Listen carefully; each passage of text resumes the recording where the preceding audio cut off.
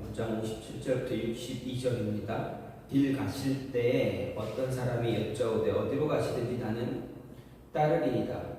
예수께서 이르시되 여우도 굴이 있고 공중에 새도 집이 있으되 인자는 머리 둘 곳이 없도다 하시고, 또 다른 사람에게 나를 따르라 하시니 그가 이르되 나로 먼저 가서 내 아버지를 장사하게 허락하옵소서.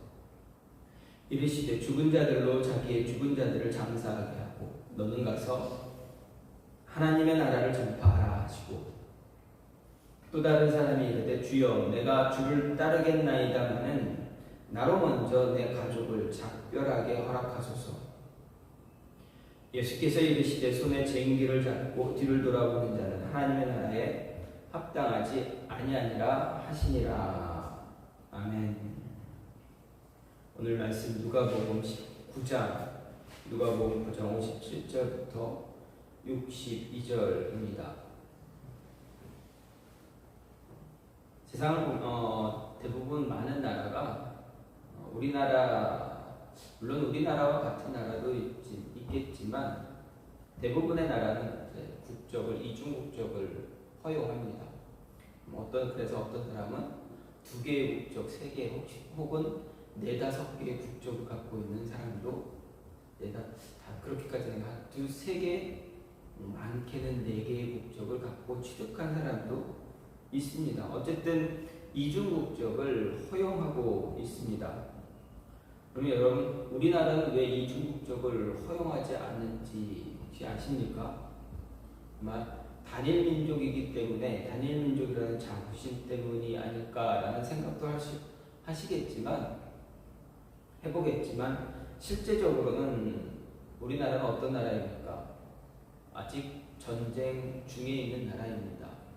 지금 저쪽 러시아와 우크라이나가 전쟁을 하고 있지만, 그래서 많이 힘들고 혼란을 겪고 있지만, 우리나라는 전쟁이 끝나지 않은, 아직도 전쟁을 하고 있는, 전쟁 중인, 전쟁의 가능성이 굉장히 높은 나라입니다. 전쟁 중인 국가이기 때문에 이중 국적을 허락을 하지 않습니다. 1950년 6월 25일 이제 전쟁이 시작됐습니다. 그리고 53년에 휴전을 했습니다. 아직 전쟁이 그랬기 때문에 전쟁이 휴전을 한 것이지 종전이 되지 않았습니다. 그래서 우리나라는 국적을 하나의 단일 국적만 인정합니다. 왜 그랬습니까? 남자가 국방의 의무를 의무적으로 지어야 하기 때문에 그렇습니다. 그래서 대한민국이라는 국적을 가진 모든 남자는 꼭 군대를 갔다 와야 합니다. 저도 군대를 갔다 왔습니다. 군대 가는 거 되게 싫었는데, 가기 싫었는데 어쨌든 어쩔 수 없이 갔다 왔습니다. 이게 국방의 의무가 선택이 아닌 필수이기 때문입니다. 이 필수가 된 것은 바로 6.25 전쟁 이후부터 국방의 의무가 필연적으로, 필수적으로 되어지고 있기 때문입니다. 어제가 6.25, 6월 25일 6.25가 일어난 날이었습니다. 몇 주년인지 기억하십니까? 72주년입니다. 그러면 아직 휴전만 했지 전쟁을 계속 하진 않았지만, 그래도 계속 휴전 가운데 있는 게 한 70년 정도 된다라는 것입니다. 아직도 전쟁 중인 나라입니다. 그렇기 때문에 이중 국적이 아닌 단일 국적을 고수하고 있습니다. 많은 외국인들이 한국의 국적을 갖고 싶어 하기도 합니다. 굉장히 어렵다고 이야기를 듣습니다. 왜 그렇습니까? 우리나라 한국 국적을 가지려면 한글을 배워야 합니다. 한국말을 잘해야 됩니다. 여러분, 한글이 얼마나 어려운지 아십니까? 과거에 예능 프로그램에서 초등학생 한 3-4학년 정도의 수준의 한글 문제를 풀어본 적이 있습니다. 예능 프로그램이니까 연예인들이 나와서 했겠죠. 그 문제를 같이 볼 때 되게 헷갈립니다. 어렵습니다. 그런데 초등학교 3, 4학년 정도 수준이라고 합니다. 근데 실질적으로 초등학생도 못 풉니다. 어른들도 못 푸는데 아이들도 못 풉니다. 그만큼 한글이 어렵습니다. 한글은 어떻습니까? 말하는 사람이 이야기를 잘해야 됩니까? 듣는 사람이 잘 들어야 됩니까? 한글이 왜 어렵냐면 듣는 사람이 알아서 들어야 됩니다. 그래서 어렵습니다. 영어는 말하는 사람이 정확하게 이야기하면 됩니다. 하지만 한글은 정확하게 이야기하지 않아도 잘 알아들으면 됩니다. A를 그냥 예를 들어서 누가 돌아가셨다, 아버님이 돌아가셨다, 어머님이 이렇게 이야기합니다. 근데 이게 쭉 가다 보면 친한 사람들끼리 이야기하다면 갔어 이렇게 얘기도 합니다. 어딜 갔다는 얘기니까 돌아가셨다라는 의미가 있는 거죠. 네. 며칠 전에 어제인가 그제 수요일인가 목요일 집에 가다가 아이랑 같이 수요일이었던 것 같은데 예배를 끝나고 이렇게 집에 갔는데 제 아이가 클레이라는 게 있습니다. 애들 주물럭주물럭 늘어났다가 뭐 만들었다가 하는 그런 장난감이 있습니다. 이걸 하나 사갖고 왔습니다. 그리고 저한테 보여줍니다. 집에 가면서 이거 나한테 또 사줄래? 이거 사줄래? 이렇게 이야기합니다. 내가 요만큼 주면 다 사줄래? 이렇게 이야기합니다. 그래서 저는 이 아이가 그러니까 엄마는 또 새 거를 사달라고 하면 혼날 것 같으니까 저한테 이렇게 요 조그만 걸 나한테 사줄래? 이렇게 해서 요 조금 띄워주면서 이거를 사줄래라고 저는 이해를 했습니다. 근데 나중에 보니까 제 아내가 그러는데 애가 또 하나 사달라는 거잖아. 근데 사줄래라는 그 단어가 이거를 내가 갖고 있는 거를 사줄래라는 의미도 될 수도 있고 아니면 새 거를 하나 문방구 가서 새 거를 하나 사줄래라는 의미가 될 수도 있습니다. 그러니까 어떻게 내가 알아듣느냐에 따라서 이 모든 의미가 바뀌어진다라는 것입니다. 한글이 이렇게 어렵습니다. 듣는 사람이 알아서 잘 들어야만 이해할 수 있는 글자가 바로 한글입니다. 그래서 한국 국적을 취득할 때 한글 시험 보는데 굉장히 어렵다고 합니다. 많은 사람들이 떨어진다고 합니다. 또 한글만 언어만 그렇습니까? 역사도 배워야 됩니다. 역사도 시험을 보아야 됩니다. 그래서 예를 들어서 A라는 나라에서 B라는 나라에 A라는 나라의 사람이 B라는 나라의 국적을 취득하기 원한다면 그만큼의 조건들을 충족해야 됩니다. 시험도 봐야 됩니다. 어쨌든 한 나라의 시민권을 취득한다는 것 쉽지 않고 매우 어렵습니다. 하지만 우리가 소유할 수 있는 시민권 가운데 가장 쉽게 얻을 수 있는 것 하나 있습니다. 물론 태어나면서 얻는 시민권 이외에 이거만큼 쉽게 얻을 수 있는 시민권이 있다라는 것입니다. 바로 천국 시민권입니다.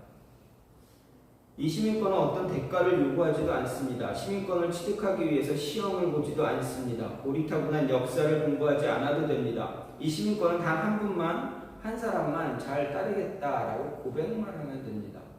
누굽니까? 예수님입니다. 예수님을 나의 구주로 영접하기만 하면 이 시민권은 저절로 따라오게 됩니다.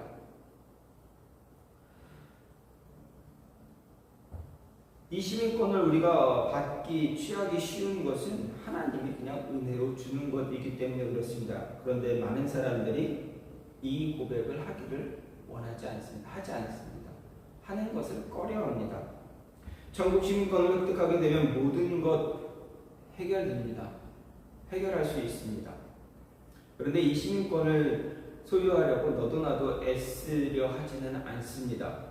참 아이러니합니다. 다 해결이 될 수 있는데 그것을 얻으려고 하지 않습니다. 이 시민권만 가지고 있다면 모든 문제가 해결됐는데 싫어합니다. 이유는 간단합니다. 얻기는 쉽지만 그 뒤에 해야 할 것들이 어렵다라는 것입니다. 지켜야 할 것 너무 많고 어렵습니다. 모든 것이 해결되지만 해결되기까지 지키고 기다리고 인내해야 되는 것이 너무나 힘이 듭니다. 그리고 그것을 따라서 행하는 실천하는 것도 어렵습니다. 그래서 그리스도인으로 산다는 것은 정말 어렵다라고 이야기할 수가 있습니다. 그리스도인으로 사는 기준이 일반적인 기준이 아니기 때문에 그렇습니다. 바로 하나님의 기준에 맞게 생각도 해야 되고 그렇게 살아야 하기 때문입니다. 여러분, 그리스도인으로 산다라는 것 무엇을 이야기할까? 어떻게 살아야 그리스도인으로 살 수 있을까? 오늘 말씀을 보면서 생각해 볼 수가 있습니다. 오늘 말씀을 보면 대부분 사람들은 이야기합니다. 제자가 되려면 어떻게 되는가? 제자의 조건이 무엇인가를 이야기합니다. 그런데 여러분, 제자가 먼저입니까? 그리스도인이 먼저입니까? 목사가 먼저입니까? 그리스도인이 먼저입니까? 그리스도인입니다. 예수님을 영접해서 그리스도인이 되는 것이 먼저입니다. 그리고 그 다음에 목사가 되는 것입니다. 그래서 저는 목사님이라는 이야기보다 그냥 그리스도인이라는 것을 더 좋아합니다. 제자도 마찬가지입니다. 모든 제자가 다 그리스도인입니다. 그리스도인이 되지 않고서는 제자가 될 수가 없습니다. 그래서 그리스도인으로 산다라는 것, 그것은 어떻게 살아야 되는가? 먼저 포기할 줄 알아야 합니다. 제가 일반적으로 많은 사람들과 이야기할 때 포기하라는 말 거의 안 합니다. 포기해, 하지 마. 이런 얘기 하지 않습니다. 얼마 전에 제 아이가 인라인을 양주시에서 가르치는 강사를 섭외하고 무료로 강의 알려주는 그런 것을 알게 돼서 아이가 인라인 타고 싶다고 해서 배우게 했습니다. 힘들다고 안 한다라고 이야기합니다. 힘든 것보다 친구들이랑 놀지 못하니까 그 시간이라도 친구들과 더 놀고 싶어가지고 안 배우겠다라고 이야기했습니다. 그래서 제가 혼을 한번 냈습니다. 자꾸 이렇게 조금 하다가 그만두면 안 된다. 이거 버릇된다. 그래서 아예 그냥 끝까지 배워라. 어느 정도 많이 잘 탈 수 있는 그 수준까지 가면 너가 다른 것도 다 할 수 있으니까 그때까지 힘들어도 잘 배워야 한다라고 제가 혼을 한번 냈습니다. 이렇게 포기하라, 그만둬라는 이야기를 저는 잘 하지 않습니다. 끝까지 해봐. 계속 할 수 있는 데까지 노력하라고, 끈기 있게 노력하라고 이야기합니다. 왜 그렇습니까? 포기하지 않고 계속 노력하면 분명 얻어지는 게 있습니다. 깨달음도 있습니다. 내가 원하는 목표에 다가서지 못할지라도 그 과정 속에서 내가 그동안 끈기 있게 인내한 해왔던 그 모습 내가 압니다. 과정을 압니다.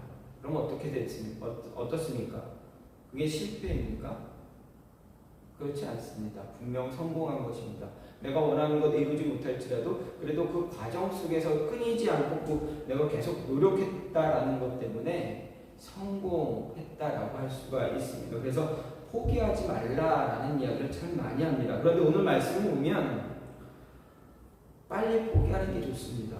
하나님 나라의 천국의 시민권이 그리스도인으로 살기 위해서는 빨리 포기해야 된다라는 이야기입니다. 천국 시민권 얻기 위해서 내가 무언가 끝까지 붙잡고 노력할, 내가 내 스스로 이 시민권 따기 위해서, 이 시민권 내가 갖기 위해서 내가 끝까지 노력하는 것, 그건 하나님이 그것을 원하지 않으신다라는 이야기입니다. 빨리 포기하는 쪽이 하나님의 자녀 그리스도인이 되는 것이 더 쉽습니다.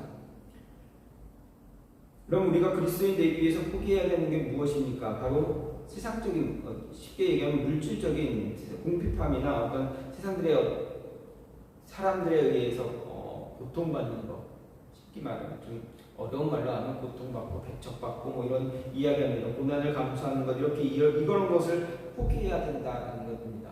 그리스도인이 되면 예수님의 내 구주로 영접을 하면 뭔가 달라져야 됩니다.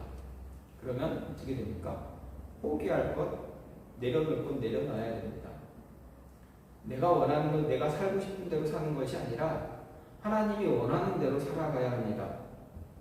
세상이 말하는 가치 있는 것을 빨리 포기하는 것이 좋습니다. 권력이나 명예 이런 거 빨리 포기하는 게 좋습니다. 왜 그렇습니까? 그리스도인이 된다는 것은 바로 내가 원하는 삶이 아니라 하나님이 원하는 삶을 살아야 하기 때문입니다. 하나님이 원하는 삶을 살기 위해서는 일반적인 세상의 상식을 버려야 합니다. 일반적인 사람들이 이야기하는 그런 상식과 하나님이 이야기하시는 상식, 하나님이 원하는 그러한 상식은 분명 다릅니다. 어떻게 보면 차원이 다릅니다. 하나님이 원하시는, 요구하시는 그 상식은 세상적인 상식보다 한 차원, 두 차원 더 높은 것이 하나님의 상식입니다. 일반적으로 세상 사람들이 말하는 삶의 방식은 더 많은 물질을 얻는 것입니다. 평안을 얻는 것입니다. 행복을 갖고 사는 것입니다. 내가 하고 싶은 것 하는 것입니다.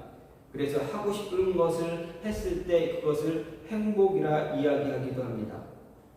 조금 더 편한 것을 누리길 원합니다. 개인적으로는 행복의 기준이 다르겠지만 어쨌든 세상적인 기준에서 크게 벗어나지 않는 것을 이야기합니다. 좀 더 여유로운 생활을 하기를 원합니다. 남들이 하는 것 다 할 수는 없어도 어느 정도 비슷하게 비스무리하게 하는 것을 원합니다. 하지만 그리스도인이 된다는 것은 이런 기준과는 다르다라는 이야기입니다. 그리스도인이 된다는 것은 정말 세상이 말하는 안정된 삶을 포기하는 것일 수 있습니다. 포기해야 됩니다.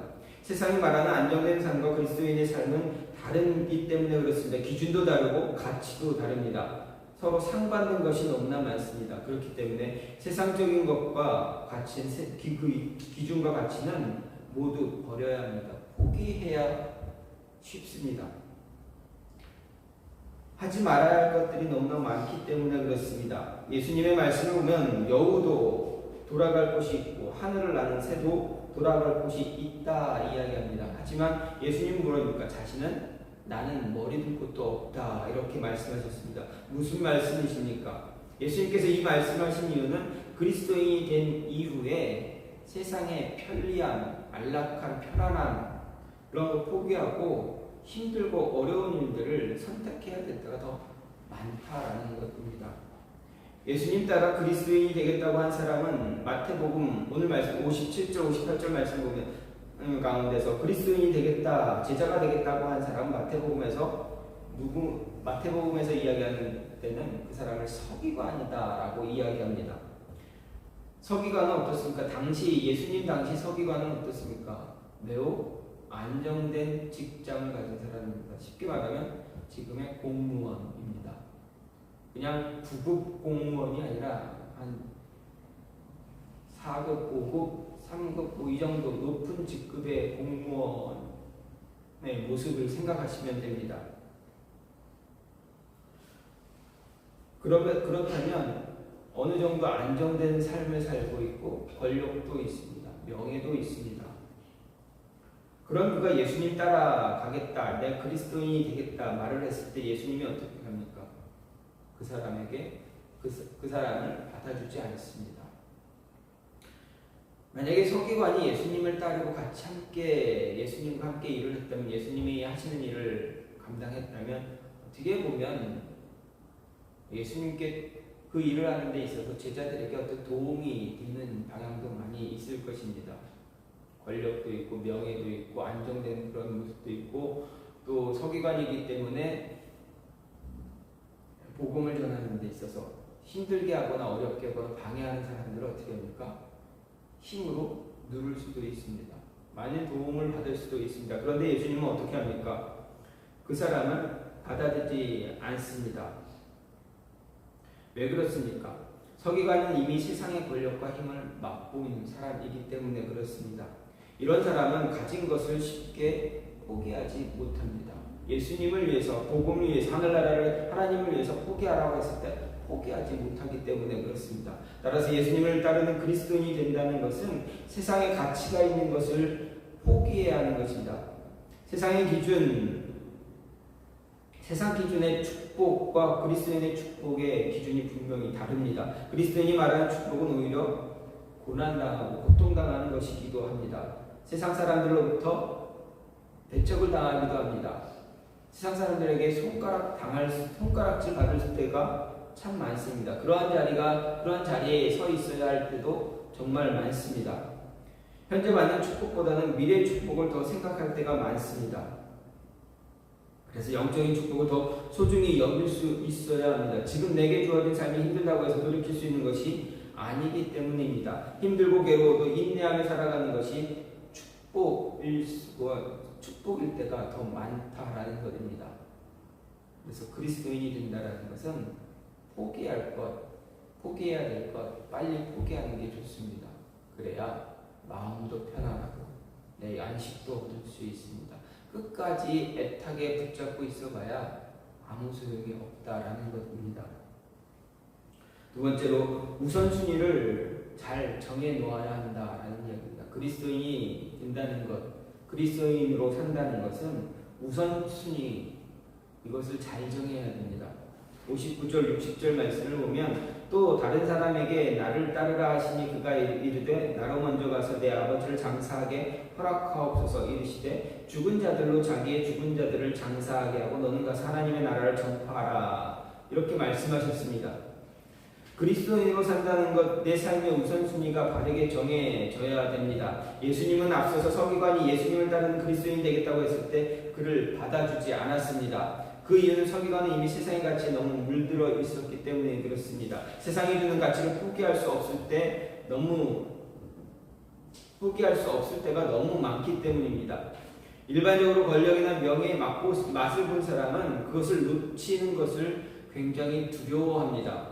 때문에 그것을 놓지 않으려 합니다. 어떻게 하면 더 붙잡을 수 있을까 고민합니다. 그래서 행동으로 옮기기도 합니다. 불법을 저지를 때가 참 많다라는 이야기입니다. 그래서 어떻게 보면 독재 정권도 나오기 마련입니다. 중요한 것은 그가 예수님을 위해 자신의 모든 것을 내려놓을 수 있는 인물이 되지 못할 것이라는 것을 예수님이 알고 있었다라는 이야기입니다. 그런데 지금은 59절 60절에서 또 다른 사람에게는 예수님이 무엇라 이야기하십니까? 나를 따르라 이야기하십니다. 그리스도인이 되라 말씀하십니다. 그리스도인으로 살라 이야기하십니다. 그런데 그 사람이 어떻게 합니까? 정작 예수님께 자신은 먼저 할 일이 있다 이야기합니다. 그가 할 일은 무엇입니까? 돌아가신 자신의 아버지를 장사하는 것입니다. 아버지를 장사하게 허락해 달라 이야기합니다. 이것만 허락해 주면 따르겠습니다. 고백했습니다. 여러분, 그리스도인으로 산다는 것은 어떤 조건을 내세우고 사는 것이 아닙니다. 이것을 하게 해주면 그리스도인이 되겠습니다. 내가 그리스도인이 되려면 이것 그리스도인 내가 예수님 믿을 테니까 나 이것 하게 해주세요 라는 것이 아니다라는 것입니다. 그것은 잘못된 사고방식입니다. 그래서 예수님은 죽은 자들로 죽은 자를 장사하게 하라 말씀하신 것입니다. 그리고 그에게 무엇라 이야기합니까? 가서 하나님 나라를 전파하라 이야기하셨습니다. 예수님의 이 말씀은 세상적으로 생각하면 정말 상식에서 벗어난 것입니다. 돌아가신 아버지를, 부모님을 장사 지내는 것 중요한 거 아닙니까? 우리가 살아갈 때 세상에서는 참 중요한 것입니다. 그런데 예수님이 말씀하시는 것은 세상적인 상식과 대치되고 상반되고 있는 것을 이야기하십니다. 분명 성경에는 부모를 공경하라라고 분명히 이야기하고 있습니다. 많은 곳에서 부모님을 잘 돌봐야 합니다. 예수님도 그렇게 말씀하셨습니다. 그렇다면 아버지를 장사 지내는 것이 잘못된 것 아닙니다. 하지만 예수님의 의도는 무엇입니까? 어떤 것보다도 그리스도인이 되려고 한다면 복음을 위해서는 포기할 수 있는 것, 포기할 줄도 알아야 한다는 이야기입니다. 먼저 해야 할 것이 있다라는 것을 말씀하십니다. 예수님이 이런 말씀을 하신 의도는 지금 세상에 하나님 나라와 복음을 전하는 것보다 더 중요한 일이 없다는 것을 가르치는 것입니다. 그리스도인이 된다는 것은 하나님 나라와 복음 전파가 최우선이 되어야 한다는 것을 이야기합니다. 예수님도 분명하게 세상의 윤리가 중요하다 가르쳐 주셨습니다. 그리고 스스로 그 윤리적인 일에 최선을 다하기도 하셨습니다. 예수님도 분명 자신의 육체적인 부모를 모시는데, 즉 마리아와 요셉을 부모로 모실 때 결코 소홀하지 않았습니다. 또 이웃을 돌보고 섬기는 일에 결코 소홀하지 않았습니다.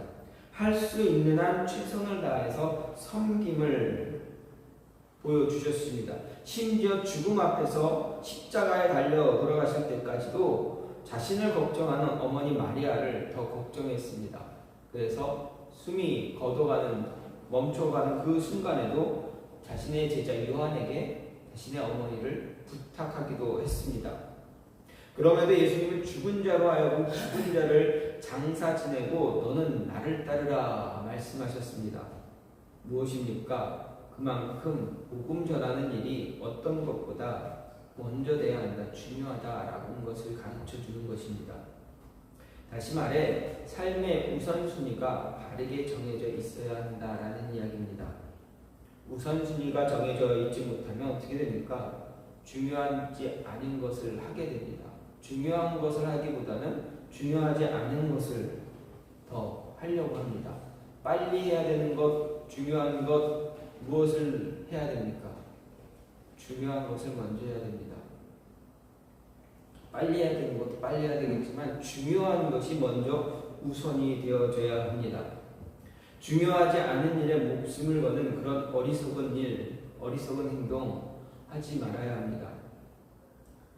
따라서 그리스도인이 된다는 것, 그리스도인으로 산다는 것은 삶의 우선순위가 무엇인지 깨달아야 하고 최우선이 되는 것에 집중할 수 있어야 합니다. 우리가 최우선으로 집중하며 살아가는 것, 그것이 바로 예수님, 예수 그리스도, 복음, 하나님 나라 전하는 것입니다. 이보다 우선이 되는 일이 없습니다. 따라서 우리가 살아가는 모든 장소에서 복음을, 예수님을 전할 수 있어야만 합니다. 분명 목숨이 왔다 갔다 할 때 목숨을 담보로 예수님 믿을 거냐 안 믿을 거냐 이렇게 한다면 여러분 어떻게 해야 되겠습니까? 물론 목숨 사는 것도 중요하지만 예수님 믿는 것이 더 중요하다. 무엇이 우선이 되어야 하는 것을 알아야 한다라는 이야기입니다. 마지막으로 그리스도인으로 산다는 것은 무엇입니까?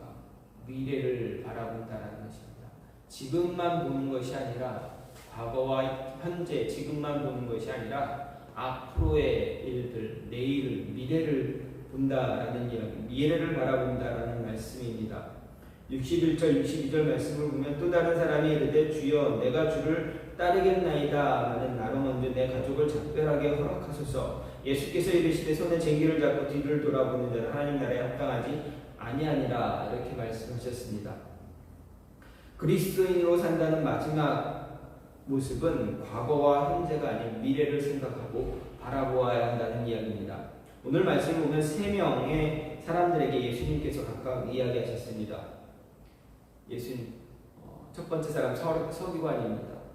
두 번째 사람 예수님께서 누군지 알지 못하지만 예수님이 나를 따르라 하신 사람입니다. 마지막 사람은 어떻습니까? 첫 번째 서기관과 같이 자신이 먼저 예수님을 따르겠다라고 이야기하는 사람입니다. 하지만 먼저 그가 이야기하는 것은 먼저 가족과 이별할 수 있는 작별 인사를 할 수 있게 해달라 요구합니다. 그때 예수님께서 그에게 말합니다. 손에 쟁기를 들고 뒤를 돌아보는 자 하나님 나라에 합당하지 않다. 딱 한마디 하십니다. 왜 이런 말씀을 하셨을까 생각해 볼 수가 있습니다. 가족과 작별 인사하는 것 여러분 어떻습니까? 중요합니까? 중요하지 않습니까? 어떻게 보면 중요하기도 합니다. 그런데 우선순위를 우선순위를 생각해 보면 중요하지 않을 수 있습니다. 왜 그랬습니까? 내가 해야 할 일을 잘 하다 보면 어느 순간 가족들과 또다시 만날 수 있는 시간이 있습니다. 만나서 교제할 수 있는 시간 분명히 주어집니다. 그때 자신의 상황을 이야기하면서 이러이러한 것을 해명할 수도 있습니다. 어쨌든 분명한 시간은 주어질 것입니다. 그래서 작별 인사하는 것이 중요하지 않을 수도 있다는 이야기입니다. 조금 전에 좀 전에 말씀 우선주의 문제와 같다라고 할 수 있습니다. 장사를 지내는 것과 작별 인사를 나누는 것, 복음 앞에서는 중요하지 않은 것이 될 수 있습니다. 장사를 지내는 것과 작별 인사를 나누는 것은 어떻게 보면 그리스도인이 되겠다는 확고한 결심이 부족하다라고 볼 수도 있습니다. 사람과의 관계가 복음보다 더 중요하다라고 생각하기 때문에 그렇습니다. 사사기 말씀을 보게 되면 사사기 17장 이후 말씀을 보게 되면 한 제사장이 자신의 첩을 데려오려고 합니다. 제사장에게 첩이 있다는 것 자체가 그만큼 그 시대가 얼마나 타락한 시대인가를 알 수가 있습니다. 쉽게 얘기하면 목사에게 첩이 있다라는 것입니다. 숨겨둔 또 다른 아내가 있다라는, 이게 여러분 상상이 됩니까? 할 수가 없습니다. 그런데 어쨌든 제사장에게 첩이 있습니다. 근데 그 첩이 도망을 갔습니다. 친정으로 도망을 갔습니다. 데려와야 됩니다. 데리러 갔습니다. 근데 그 여인의 아버지가 자꾸 만류합니다. 오늘 하루 하면서 며칠을 거기서 묵습니다. 더 이상 못 기다려서 이제 갑니다. 가족의 정 때문에 어떻게 됩니까? 제사장은 빨리 자신의 자리로 돌아가야 합니다. 자신의 자리로 돌아가서 자신에게 맡겨진 일을 해야만 하는 사람입니다. 근데 어떻습니까? 가족의 정 때문에 하루, 이틀, 3일, 4일 계속 늦춰집니다. 이런 모습, 가족의 정 때문에 내가 해야 할 일, 그리스도인으로서 내가 해야 할 일을 미룰 수 있다라는 이야기입니다. 가족의 정에 마음이 약해져서 결단을 반복하거나 하루 이틀 미룰 수 있기 때문입니다. 그렇기 때문에 예수님은 쟁기를 들고 뒤를 돌아보는 자 하나님 나라에 합당하지 않다라고 말씀하셨습니다. 손에 쟁기를 두고 나왔다면 이제 뒤돌아보지 말아야 합니다. 앞으로 가야 됩니다. 일을 해야 됩니다. 일을 하기 위해서 쟁기를 들었다면 일을 시작해야 됩니다. 자꾸 뒤돌아보면 두고 온 것 때문에 마음이 흔들리면 어떻게 됩니까? 아무 소용이 없게 됩니다. 그리스도인으로 산다는 것은 새로운 시민권을 받은 것입니다. 새로운 국적을 취득했다는 것입니다. 그렇다면 새로운 국적에 맞는 삶을 살아야 합니다. 자꾸 옛날 국적에 마음 빼앗겨서는 안 된다라는 이야기입니다. 과거를 생각하고 뒤돌아봐야 아무 소용이 없게 됩니다. 앞을 바라보고 나가야 됩니다. 과거가 아닌 미래, 현재가 아닌 미래, 하나님 나라를 바라보며 나가야 하는 것, 살아가야 하는 것, 그것이 바로 그리스도인으로 산다는 이야기입니다. 그리스도인이 된다는 것, 그리스도인이 되었다는 것, 확고한 의지가 있어야 합니다. 포기할 것 포기하고 버려야 할 것 버리고 남겨진 것, 뒤에 남겨진 것 미련받지 말고 다 내려놓아야 합니다. 쟁기를 두고 밭을 가는 사람, 이리저리 두리번거리면 어떻게 됩니까? 그 밭이 올바로 갈아지게 됩니까? 삐뚤빼뚤. 그렇게 되면 처음부터 다시 갈아야 됩니다. 엉망이 되어버립니다. 밭이 엉망이 되어버립니다. 이것은 어떤 일을 하기로 한번 결단을 내렸다면 결단을 내린 뒤에는 이제 고민하지 말라는 이야기입니다. 갈등하지 말라는 이야기입니다. 후회도 하지 말고 그냥 앞을 보고 나가라는 이야기입니다. 주변 상황, 현재 상황 이거 다 생각할 필요가 없습니다. 전진하면 됩니다. 앞으로 가면 됩니다. 사람 눈치 보지 말아야 합니다. 사람 눈치 보다 보면 어떻게 됩니까? 해야 하는 것, 할 수 있는 것도 못하게 됩니다. 저 사람이 어떻게 생각할까? 이렇게 하다 보면 내가 할 수 있는 것도 못하게 됩니다. 눈치 보지 말고 그냥 하면 됩니다. 결단 내렸기 때문에 가면 됩니다. 그러면 그거 책임져 주시는 분이 누굽니까? 바로 하나님입니다. 예수님입니다. 걸어가는 그 과정의 시간은 내가 노력하고 힘을 들여서 끝까지 노력해야 되지만 결과는 누가 책임져 주는 것입니까? 하나님입니다. 하나님이 결과를 책임져 주시기 위해서 내가 아무것도 노력하지 않는 것, 그건 잘못된 삶입니다. 그리스도인이라면 결과는 하나님께 맡기고 되든 안 되든 하나님께 맡기고 그 과정 속에서 내가 최선을 다해서 가다 보면 분명 하나님의 은혜가 그 안에 있다라는 것입니다. 그렇기 때문에 결단을 내렸다면 뒤도 돌아보지 말고 앞으로 나가야 됩니다. 쟁기를 들고 자꾸 뒤를 돌아보면 안 됩니다. 그리스도인이 되겠다고 결심한 뒤 주변 사람들 눈치 보거나 환경 신경 쓰면 쓰는 일이 없어야 합니다. 그런 일을 주변의 눈치를 보고 환경에 신경을 쓰게 되면 할 일도 못하게 됩니다. 이런저런 핑계 대지 말아야 합니다. 앞만 보고 걸어가야 합니다. 예수님만 바라보고 걸어가야 합니다. 말씀만 따라가야 합니다. 말씀과 세상 둘 다 바라보면서 걸어갈 수는 없습니다. 복음을 반대하는 자들은 이것도 할 수 있고 저것도 할 수 있지 않느냐. 야, 그냥 예수님 믿으면서 이 정도 되지 괜찮지 않니? 라고 이야기하기도 합니다. 근데 어떻습니까? 그리스도인이 되겠다고 그날 그리스도인으로 산다, 예수님의 제자로 살 거다라고 내가 결단을 했다면 그런 이야기에 귀를 기울여야 되겠습니까? 그렇지 말라라는 것입니다. 그럼 그 말에 자꾸 귀를 기울이게 되면 어떻게 됩니까? 예수님 말씀대로 손에 쟁기를 들고 자꾸 뒤돌아보는 겁니다. 자꾸 뒤를 보는 거예요. 왜 그렇습니까? 두고 온 것이 아깝기 때문에 그렇습니다. 그러면 하나님께서 소돔과 고모라를 심판하셨습니다. 분명히 롯에게 이야기했습니다. 아내와 자녀를 데리고 뒤돌아보지 말고 가라. 도망가라. 앞만 보고 나아가라. 앞만 보고 저 산으로 도망가라. 달려가라 이야기했습니다. 그때 롯의 아내가 어떻게 했습니까? 뒤를 돌아봤습니다. 결과 어떻게 됐습니까? 소금 기둥으로 변했습니다. 소금 기둥으로 변하는 엄마의 모습은 딸이 엄마의 모습을 봤다면 얼마나 두렵겠습니까? 롯의 아내는 왜 뒤를 돌아본 것입니까? 두고 온 것이 아까웠기 때문에. 세상이 주는 유익함, 세상에서 얻는 그러한 행복감, 쾌락들 이런 것들이 너무 좋았기 때문입니다. 그것을 두고 오려니 어떻게 됩니까? 아까운 것입니다. 그래서 뒤를 돌아본 것입니다. 그 결과 하나님의 심판만 있었다는 줄입니다. 뒤돌아보지 말아야 합니다. 손에 쟁기를 들고 나온 사람은 앞만 보고 밭을 갈아야 합니다. 앞으로 전진해야 됩니다. 우리는 미래를 바라봐야 합니다. 예수님의 제자 그리스도인이 된다는 것, 세상의 것들을 희생하고 모든 가치 앞에서 예수님만 바라보고 예수님께 절대적으로 헌신하겠다라는 자세를 갖는다라는 이야기입니다. 여러분, 그리스도인이 된다는 것 정말 어렵습니다. 하나님의 사람, 하나님의 자녀로 산다는 것 정말 힘듭니다. 사람들의 눈치 많이 봐야 되고 내가 조금 편하게 살 수 있음에도 불구하고 불편하게 살아야 되는 것 많이 있습니다. 하나님의 일이기 때문에 하나님께 순종한다라는 마음 때문에 내가 놓아야 할 것, 포기해야 될 것도 참 많이 있습니다. 하지만 어떻습니까?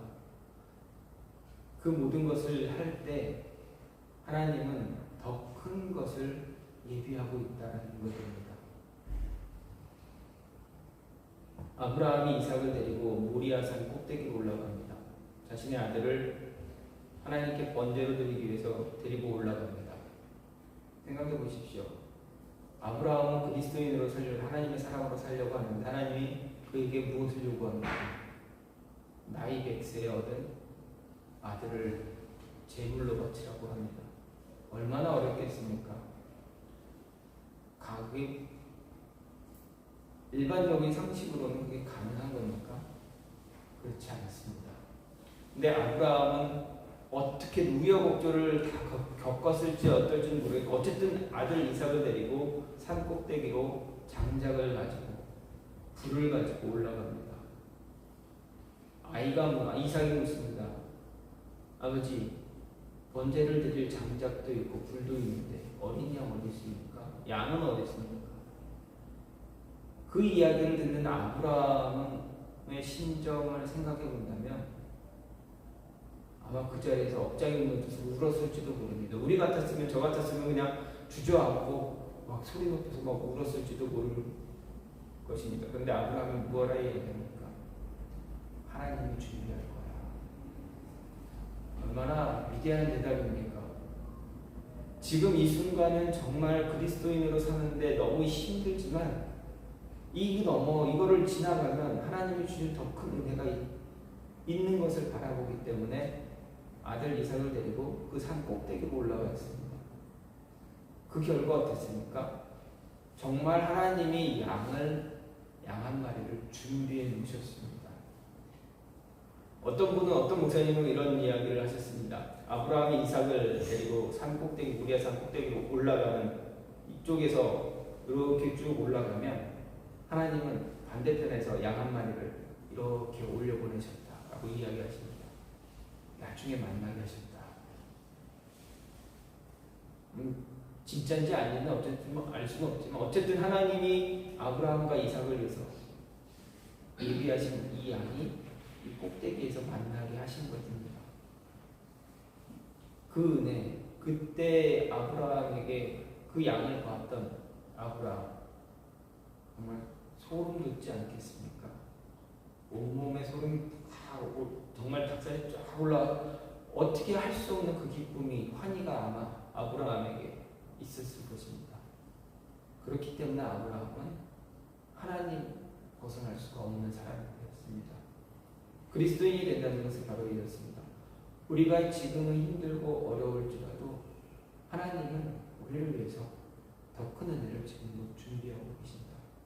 어느 순간 되면 기다리고 인내하고 인내하면 그 순간 그 정점에서 하나님의 은혜와 우리의 인내가 만나게 하십니다.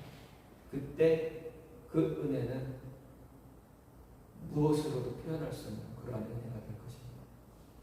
정말 그거를 이야기하지 않고는 내가 못 견딜 정도로 막 내 안에서 그 뜨거움이 막 용광로처럼 올라올 것입니다.